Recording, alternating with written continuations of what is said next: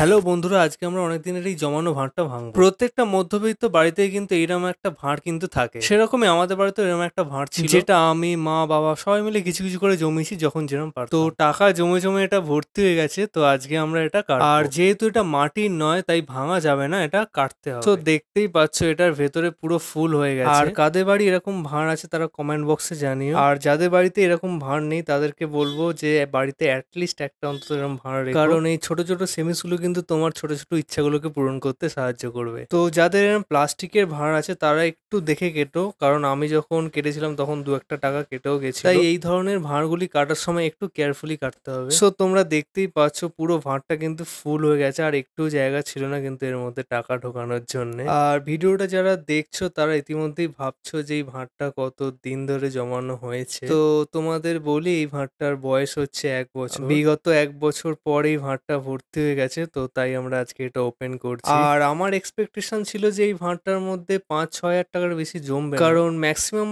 100 টাকার নোটই বেশি আছে, 500 টাকার নোট খুবই কম আছে। বাট এক্সপেকটেশনের অনেক অনেক বেশি টাকা জমেছে, মানে এত টাকা যে এই ভাঁড়টায় জমবে এটা এক্সপেকটেশনই ছিল না। তাই এরকম ছোট ছোট হিডেন সেভিংস গুলোর মধ্যে কিন্তু একটা আলাদাই মজা থাকে। তো যাই হোক, আমরা এখন এগুলোকে কাউন্ট করি আর দেখা যাক কত টাকা আলটিমেট জমেছে। তো তোমরা ভিডিওটা দেখতে থাকো। আর এই ভাঁড়ের টাকাগুলোর সাথে পরীক্ষার রেজাল্ট বেরোনোর মধ্যে অনেকটা সম্পর্ক আছে। যেমন পরীক্ষার রেজাল্ট বেরোনোর সময় কত নাম্বার পাবো সেটার একটা কৌতূহল থাকে, তেমনি এখানেও সারা বছর টাকা জমাবার পর আলটিমেট কত টাকা হলো সেটাও একটা জানার জন্য কৌতূহল তৈরি হয়। তো যাই হোক, আমরা আগে এখানে প্রত্যেকটা নোট আলাদা আলাদা করে সাজিয়ে নিচ্ছি। সো যা নোট ছিল সব কিন্তু গোছানো হয়ে গেছে, তো এগুলোকে আলাদা আলাদা করে ডিভাইড করে নেবো। আগে প্রত্যেকটা নোট আর কয়েনকে আমরা এইভাবে আলাদা আলাদা করে ভাগ করে নিয়েছি। আর এখানেও সব 10 টাকার কয়েন আছে, যেগুলো আমরা একটা একটা করে গুনে নিচ্ছি যে কয়েন কত টাকার হলো। সো এই মোট কয়েনগুলো মিলিয়ে টোটাল হয়েছে 950 টাকা। আর 100 টাকার নোট আনএক্সপেক্টেড ছিল যে এতগুলো টাকা জমবে। 100 টাকার নোট তোমার জমেছে 8,500 টাকা। দেন 20 টাকার নোট জমেছে 760 টাকা। 50 টাকার নোট জমেছে 1,100 টাকা। আর 200 টাকার নোট জমেছে প্লাস 3,200 টাকা। এখনো অবধি কিন্তু 14,510 টাকা হয়ে গেছে, দেখতেই পাচ্ছ।